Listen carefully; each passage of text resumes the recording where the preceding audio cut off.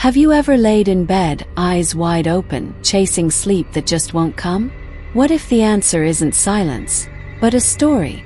Not a children's fairy tale, but a slow, soothing journey crafted just for you. Stories that calm the mind, soften the heart, and carry you gently into slumber. Tonight we're not just reading bedtime stories. We're unlocking peaceful dreams. So dim the lights, get cozy, and let your imagination drift. Welcome to a place where the noise of the world fades, and sleep comes naturally. These aren't your typical stories.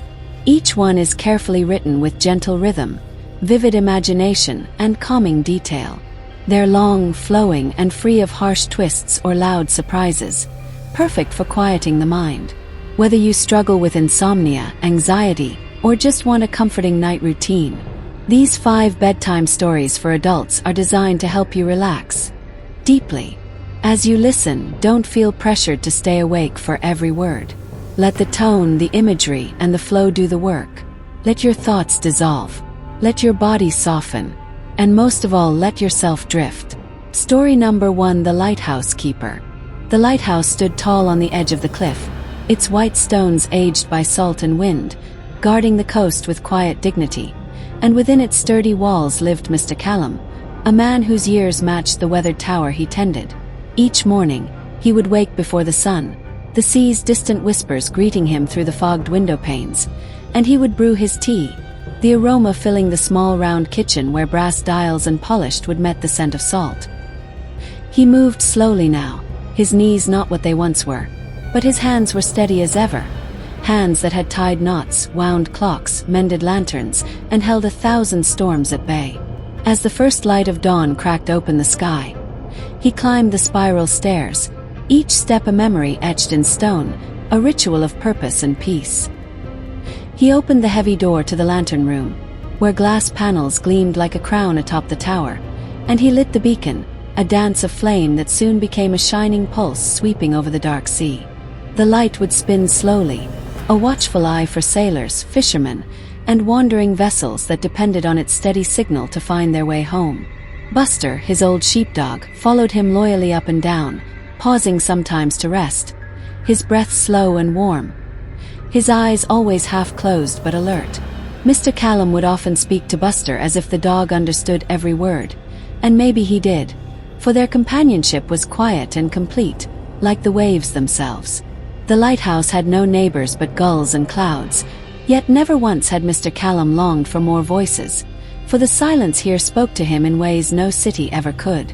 At midday, he would sit by the window and write in his journal, recording ship names, weather patterns, cloud formations, or sometimes fragments of dreams that drifted like fog through his aging mind. In the afternoon, he walked the cliffs, cane in hand, boots crunching gravel and grass, sea breeze tugging at his scarf, as the distant horizon shimmered like a living painting. He collected smooth stones, twisted bits of driftwood, and sea glass, tucking each one into his pocket like a child preserving treasure. Sometimes, he would spot a boat far off and pause to watch it glide through the waves, imagining the stories of those aboard, their destinations, their letters left unopened on kitchen tables. He wondered about the sailors' families, whether they waited with candles in windows or prayers on lips, and he took comfort in knowing his light might guide one of them safely through a stormy night. Evening fell slowly over the sea, casting hues of violet, rose, and gold across the clouds, and the lighthouse's beacon grew brighter, its glow a promise stitched into the fabric of dusk. Mr. Callum would prepare his dinner, usually soup or bread with cheese, and he'd eat by the fire while Buster snored softly nearby, the only sound other than the occasional creak of the tower settling for the night. On stormy evenings, he'd wrap himself in his thick woolen coat and climb the tower more frequently, checking the flame, clearing the lenses, listening to the wind scream like a forgotten voice across the sea. He never feared the storms. In fact, he respected them, these living, breathing tempests that reminded him how small and precious each moment was. And when thunder rolled like cannon fire and rain lashed the windows, he would hum an old sailor's tune, something passed down by his grandfather, whose hands also once tended a light on a distant coast. There was comfort in tradition, in legacy, in knowing that even in solitude he was part of a long line of watchful guardians. Sometimes, when the sea was calm and the stars emerged one by one, he would take out the dusty phonograph and play a record, the music spinning softly through the round chamber, waltzing with the shadows on the walls. He'd sit with a photo of his late wife Eleanor, her smile forever captured in sepia, her voice now only an echo in his heart, and he would speak aloud to her, as if she might answer with the next wave. "The sea's quiet tonight, love," he'd whisper. "The kind of night you always loved." And Buster, sensing the mood, would rest his head on Mr. Callum's foot and stay still, as though he too remembered her laughter dancing in the halls. The nights were long but never lonely, for every creak and howl and splash was part of the symphony he had come to cherish. And when sleep came, it was gentle and deep, like drifting into the very tide he'd watched all day. Some nights, he dreamed of flying over the sea, lantern in hand, guiding whales and ships and stars alike with his steady flame. Other times, he dreamed of quiet gardens, warm hands, and songs sung in kitchens filled with steam and bread. He never set an alarm. The light always woke him, and each day began again with the same slow grace as the one before. The villagers in the town below spoke of him fondly, though most had never met him. They saw the light and felt safe, knowing someone was up there watching. Children imagined him a wizard, a sailor king, a keeper of secrets who could speak to dolphins and command the wind. Every year, they sent up a crate of goods: jam, candles, socks, and once a hand-knitted scarf with tiny lighthouses stitched into the fabric. He smiled when he opened it, wearing it proudly on his next walk down the hill to the cliffs. He wrote thank you letters by hand, sealing each one with wax and a stamp shaped like a seashell, and Buster would trot beside him to the postboat once a month to send them off. The years passed in rhythm with the tide, seasons arriving like old friends and departing like soft farewells. Mr. Callum never missed a lighting, never failed to polish the lens, never forgot a single name in his log. And though his hair grew thin and his steps slower, his spirit remained sharp as a gull's cry. One spring, the council sent word of modernization. Automatic lights, new systems, no need for keepers. He read the letter twice, folded it slowly, and placed it beneath the clock that ticked louder in the silence. He understood. Time moved forward, but he asked for one last season, and they granted it. So he watched that final summer with eyes open wide, memorizing each sunset, each whisper of wave and wind. On his last night, the villagers climbed the hill with lanterns in hand, hundreds of lights flickering in the dark like stars fallen to earth. They stood in silence as the beacon made its final rotation, and Mr. Callum, standing in the lantern room, saluted them all with tearful eyes and a grateful heart. He left behind his journals, his tools, and a note: "Let the light live on in every eye that sees it." Then he boarded a small boat with Buster and drifted into retirement in a quiet cottage by the southern shore. But the lighthouse still stood, its walls echoing the life of the keeper who loved it, and sometimes on misty nights, locals swore they saw a flicker of light atop the tower, even though the bulb was gone. They said it was the keeper, still tending his light, still guiding the sea. Story number 2: The Clockmaker's Dream. In the heart of a quiet cobblestone village nestled between misty hills and a silver-threaded river lived an elderly clockmaker named Elias, whose days were measured not by minutes and hours but by the soothing rhythm of ticking gears, gentle chimes, and the patient hum of time itself that echoed through the wooden walls of his shop. His store, Timeless Whispers, stood like a forgotten relic among the newer glacier storefronts that had crept into the village over the years, yet inside, everything was alive. Not loud and modern but softly breathing with character and age, a sanctuary of tick-tocking harmony where grandfather clocks stood like tall guardians and tiny pocket watches rested like golden secrets waiting to be told. Each morning, Elias would rise before the sun, wrap his old brown cardigan around his shoulders, and brew a pot of fragrant tea that filled the air with notes of cinnamon and chamomile, the perfect companion to his solitary breakfast of warm bread and plum jam, eaten beside a window where dew clung to the panes like diamonds. With slow but certain hands, he would unlock his shop's creaky door and begin the daily ritual of winding each clock, some by key, some by pull, and others by a gentle nudge of their tiny brass hearts, and in return, the clocks would sing their thanks in soft chimes that echoed like lullabies through the morning air. Customers came and went, often in quiet awe, whispering as though they had entered a church, and Elias would greet each one with a nod, a kind smile, and eyes that shimmered like polished mahogany, deep with stories he rarely spoke but always carried. He repaired broken timepieces with the precision of a surgeon and the care of a poet, believing that each clock had a soul, and when a gear was misaligned or a spring too tightly wound, he'd cradle it in his hands and listen to it with his heart before making it whole again. The villagers respected him deeply, for he had once crafted the town's great bell tower clock, whose face lit up with the moonlight and whose chimes had marked births, weddings, and farewells for generations. Yet despite his quiet fame, Elias lived simply, surrounded not by wealth but by harmony. His joy found in rhythm and balance, in tiny screws and minute hands, in cuckoo calls and soft, golden ticking.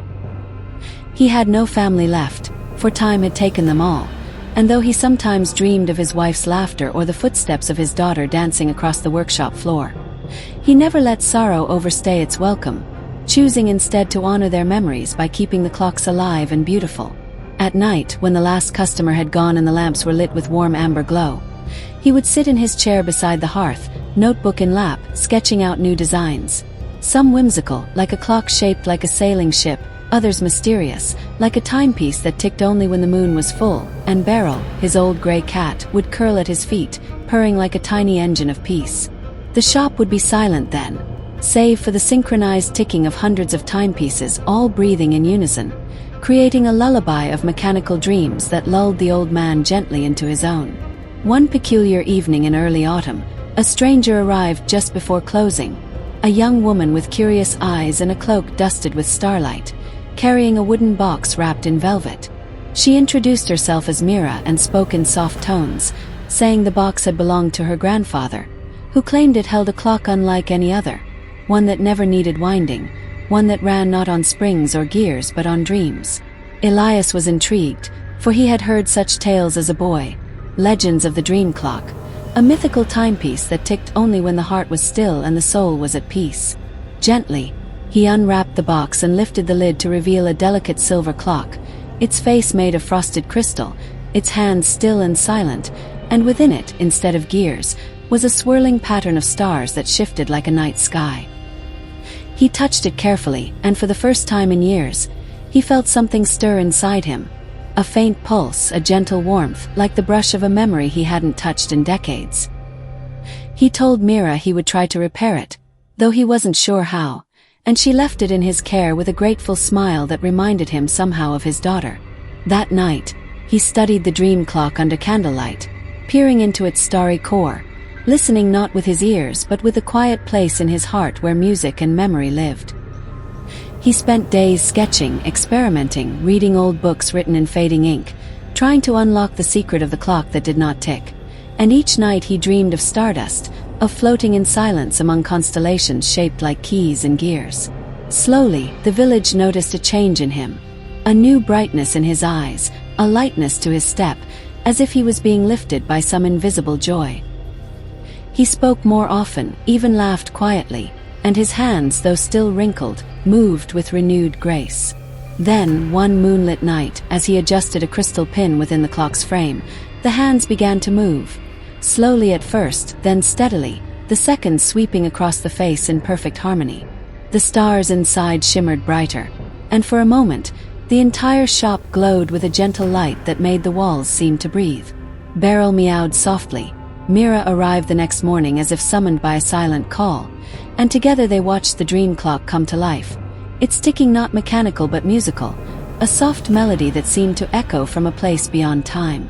Elias wept, not from sadness, but from a fullness he could not contain, a joy that spilled from his eyes like the chimes of 100 bells ringing in perfect harmony. He gave the clock back to Mira, knowing she was its rightful keeper, and she kissed his cheek and thanked him not just for the repair but for believing in wonder. That night, Elias sat beside the hearth, his notebook open, Beryl at his feet, and he wrote for hours, not designs this time but memories, of laughter, of love, of quiet days and tick-tocking peace. He fell asleep in his chair, the clocks around him ticking like a lullaby, and in his dream, He walked among stars, holding the hands of his wife and daughter, the dream clock glowing in his chest. The next morning, the villagers found the shop door open and Elias sleeping peacefully in his chair, a smile on his face. His hands folded over his heart, where a tiny silver watch ticked softly. He had passed in his sleep, they said, gently and without pain, as if time had simply stopped for him and let him drift into the dream he had always chased. They buried him beside the bell tower, and Mira returned each year on the same day, placing a single silver gear on his grave. The shop was closed, but the clocks were left untouched, still ticking, still chiming, and at night, passers-by could hear a melody unlike any other, echoing softly from within, the song of the dream clock, and the spirit of the man who had believed time was more than minutes and hours, but a language of love and peace, written in the quiet ticking of the soul. Story number 3: The Garden Beyond the Gate. At the edge of a sleepy town where winding roads met the whispering woods and the stone cottages bore ivy like soft green shawls, there was a weathered iron gate that led to a place no one spoke of but everyone remembered, a forgotten garden that seemed to hum with mystery. And it was here that an old woman named Leora made her home in a cottage nestled beneath the shade of an ancient willow whose branches hung like curtains over the path. Leora was known by few, seen by fewer, and spoken of in whispers by those who believed in tales of yesteryears, for she lived alone with her books, her teapots, and her garden that bloomed not with tulips or daisies, but with flowers of silver and blue, petals that shimmered like moonlight and glowed softly in the dark.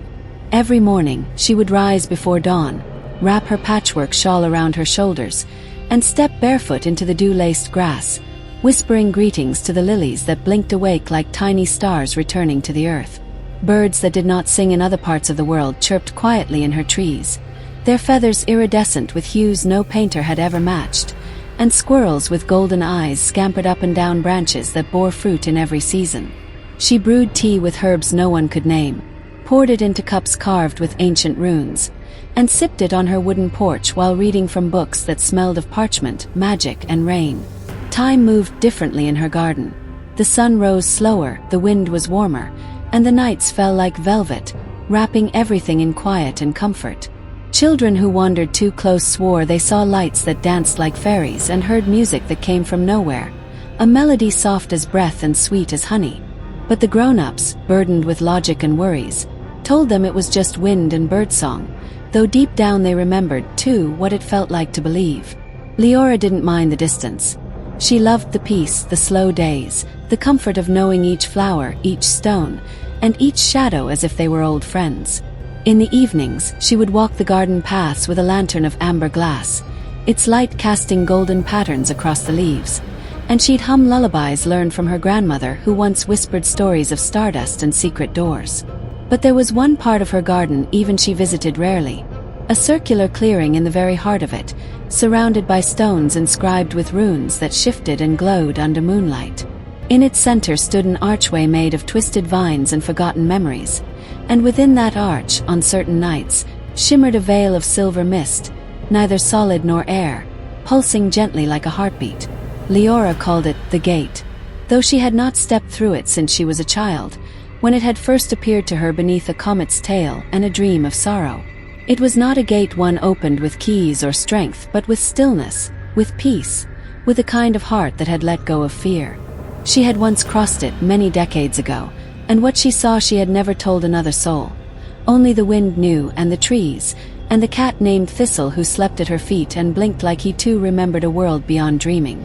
On one particular night, when the air smelled of lavender and old rain, the stars gathered brighter than usual, clustering close like curious watchers, and Leora felt something stir inside her. Not fear, not sadness, but a gentle call, as if the garden itself whispered, "It is time." She rose from her chair, lit her lantern, and followed the winding path deeper into the thicket, past the moonflowers that only bloomed at midnight, past the pool that reflected the sky even when the clouds covered it, until she reached the clearing where the arch pulsed with silver light. Thistle trotted silently beside her, tail high, eyes glowing with quiet understanding, and for a moment they stood together, woman and cat, before the threshold of dreams. Leora took a deep breath, remembering the songs, the stories, the way the wind used to taste when she was young, and stepped forward, her shawl fluttering like wings, her lantern swinging low, and the moment she passed through the veil, The air rippled and sighed like an exhale from the stars themselves. On the other side was a garden not unlike hers but vast and endless, with skies the color of dreams, trees that sang when the wind touched them, and rivers of light that flowed with memory instead of water. Time unraveled in ribbons there, and all things forgotten returned. Her mother's voice, her childhood laughter, the smell of cakes baking in a stone oven on rainy days. She walked slowly, greeting creatures shaped like thoughts and stars that dipped low to hum in her ear. She found a swing made of moonbeams and moss and sat there for a long while, watching the constellations spin and weave stories across the sky. In this place there was no past, no future, only now. A single golden now that stretched forever and embraced her gently. Thistle curled beside her and purred louder than he ever had, for even cats knew peace when they found it. She did not think of her cottage, her books, her herbs, not because she had forgotten, but because here everything was remembered all at once. The veil did not call her back, and she did not ask to leave. Back in the waking world, her garden remained untouched, her kettle rested full on the stove, her shawl draped neatly over her chair, and the flowers bloomed brighter than before, as if carrying her joy in every petal. The townsfolk noticed, of course. The gate never opened again, the lights shimmered more softly, and the air in that part of the woods became warmer, gentler, almost like a hug.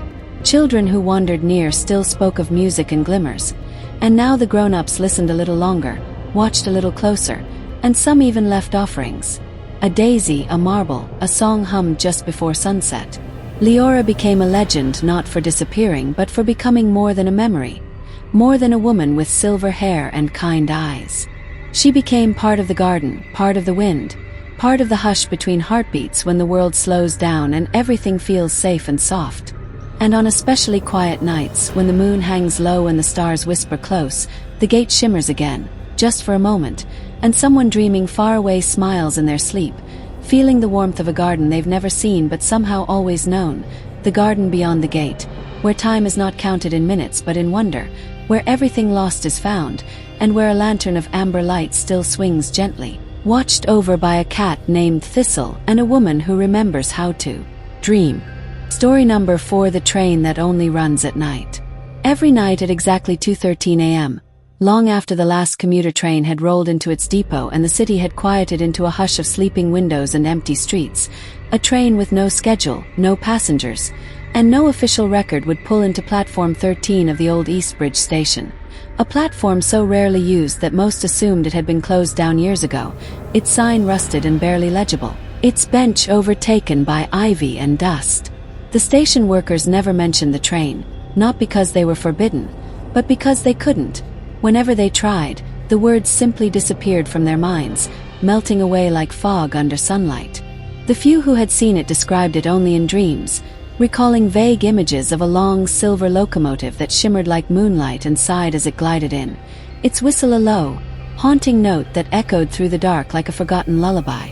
No one ever saw passengers board, nor anyone disembark, yet the train was never empty.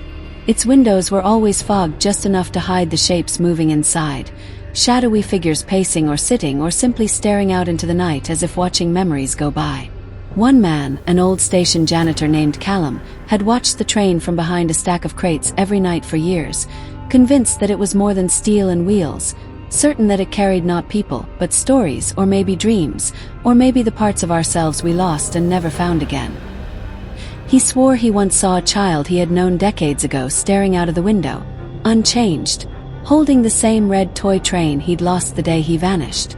Some said the train was haunted, others claimed it was a myth, a shared hallucination brought on by the weight of loneliness and late shifts, but Callum knew it was real as the ache in his bones, as real as the echo in the tracks, as real as the old watch in his pocket that ticked only when the train approached.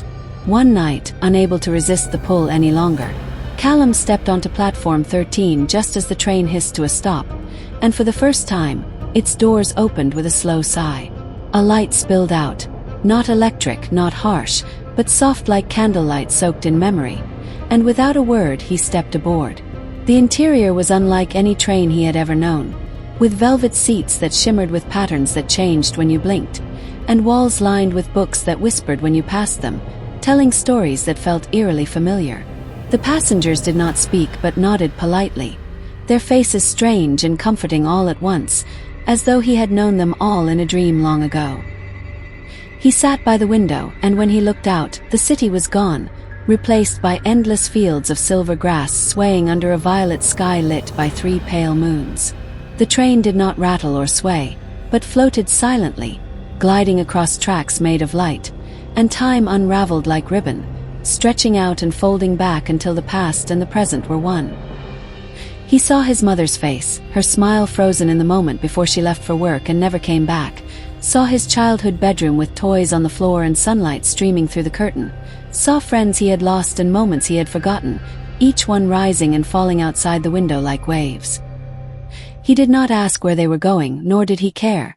The ride was enough, the gentle hum, the quiet understanding that here on this train, there were no deadlines, no farewells, only the comfort of moving gently forward through a night that never ended. Back at Eastbridge Station, the platform remained empty, save for the ivy-covered bench and the echo of a whistle that only the wind remembered. Callum never returned, but his watch remained in the lost and found box, ticking again at 2:13 every night, though no one ever wound it. Years passed, and the train kept coming, always at the same time, always stopping at the forgotten platform, always carrying the weight of quiet stories and passengers who never aged.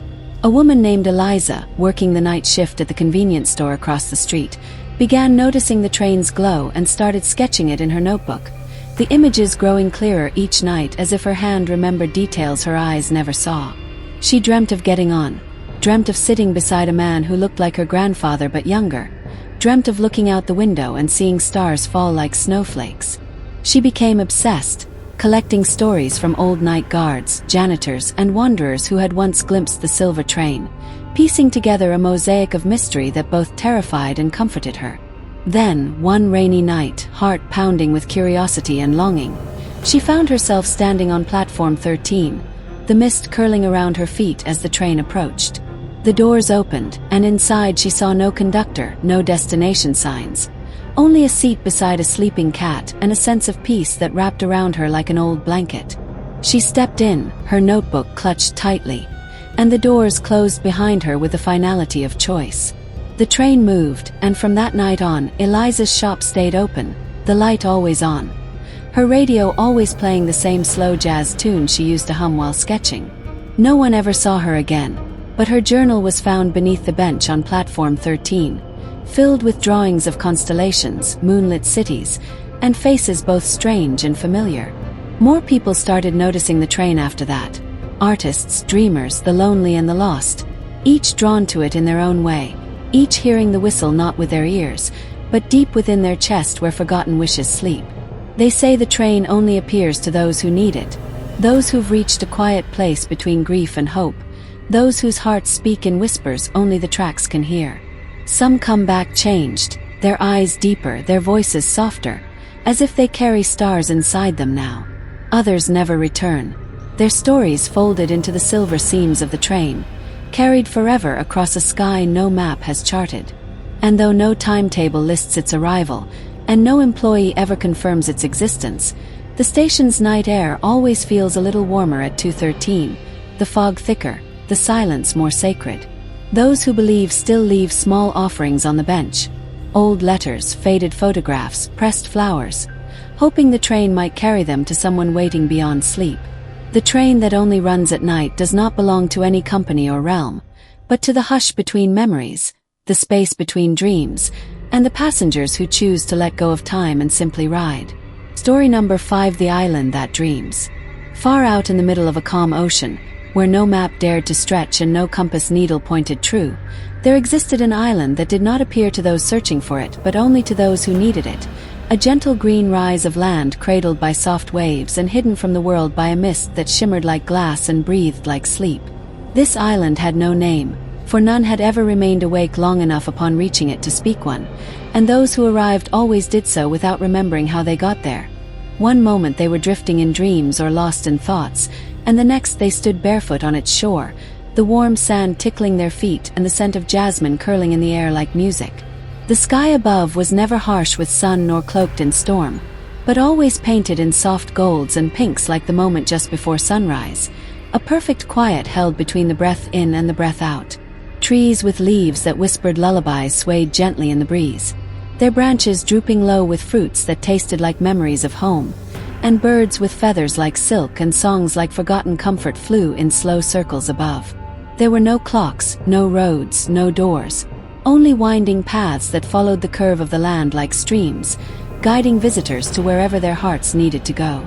Some found clear pools where the water reflected not their face but the person they once were, as a child, as a dreamer, as someone before the world grew heavy.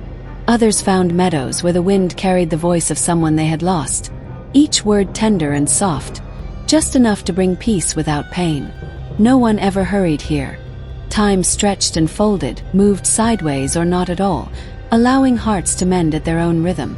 And always the island dreamed, a deep, slow dream that pulsed beneath the earth like a heartbeat, cradling every visitor in its gentle rhythm.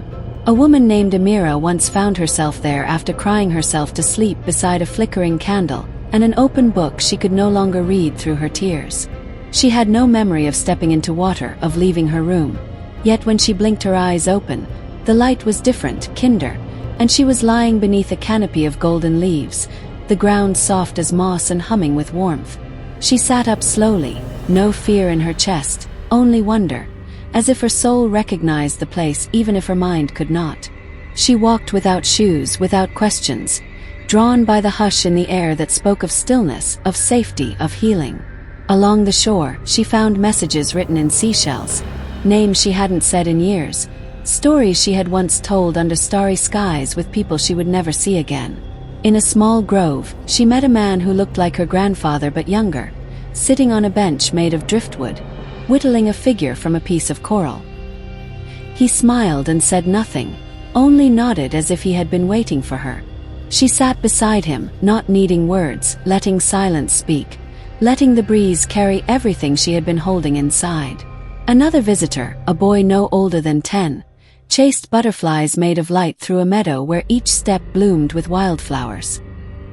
He had been lost in a hospital bed for weeks, caught between waking and sleep, but here he laughed, really laughed, and when he did, the whole island seemed to glow brighter, as if joy was the sun itself. A man who had worked 40 years in a gray cubicle with dreams unspoken sat beneath a tree that hummed with the voice of a piano he once played in secret as a child. He closed his eyes and let the music rise from the roots, through his spine into his breath, until he felt like he was not made of flesh and time, but of song. The island did not speak, but it listened. It listened to everything unspoken, every tear unshed, every dream deferred, and it wrapped each one in light and breeze and soft sand until even the most broken heart beat gently again. No one ever stayed forever, though some tried.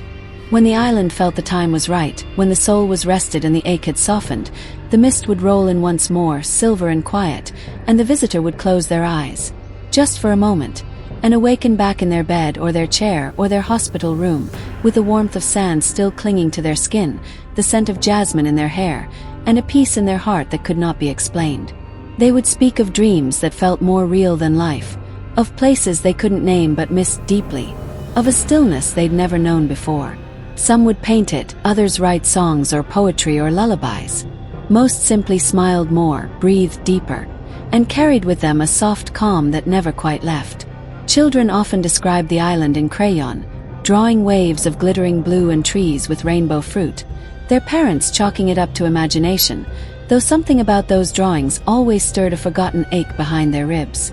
Old sailors sometimes spoke of land glimpsed in the fog, a flash of green and gold that vanished when they tried to approach, leaving them oddly comforted rather than frustrated.